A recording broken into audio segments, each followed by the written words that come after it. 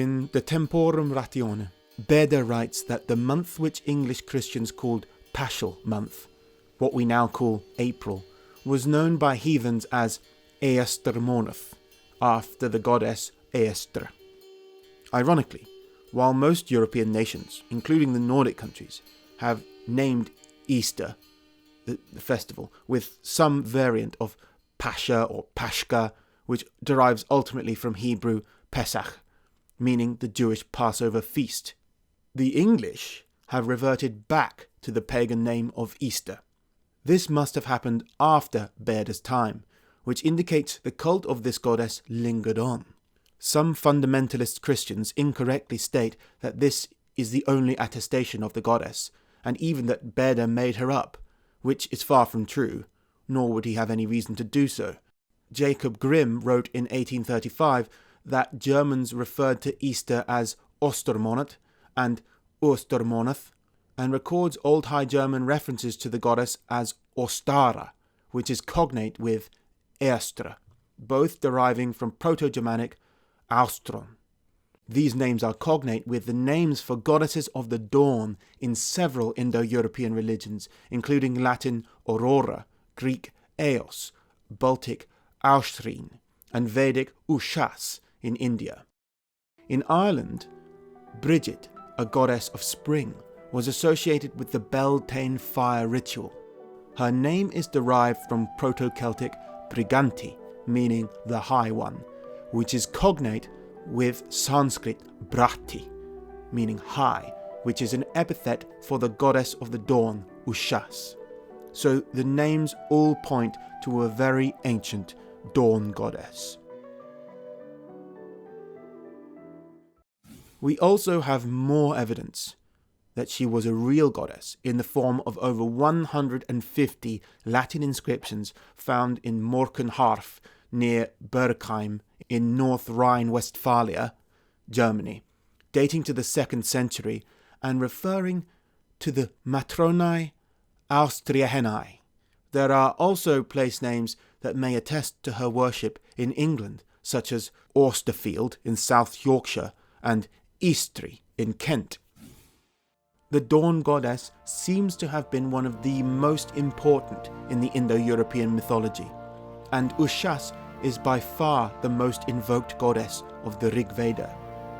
With so many well-attested cognate goddesses of the dawn, we might venture a guess at the attributes by which this Ēostre was known. Unfortunately, we have no Norse goddess with a cognate name, but there is a strong argument that the Norse goddess Freya is in fact the mythological cognate. Her name is an honorific meaning lady, which indicates she had another name unknown to us. She is known for being sexual, beautiful, is accused of promiscuity, and her attribute is her necklace, Brisingamen. Similarly, Eos and Aurora were said to be beautiful, and each had multiple lovers. In many Indo-European traditions, the dawn goddess is connected to the horse twin gods.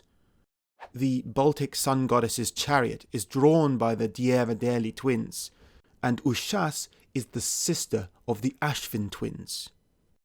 Dumezil theorized that in Norse religion, the horse twins morphed into the father and son pair of Freyr and Njordr, and of course, Frey's twin sister is Freya, which again connects her to the dawn goddess.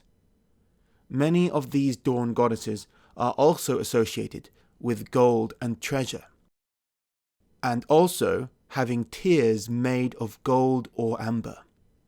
Likewise, Freya cries tears of red gold for her missing husband.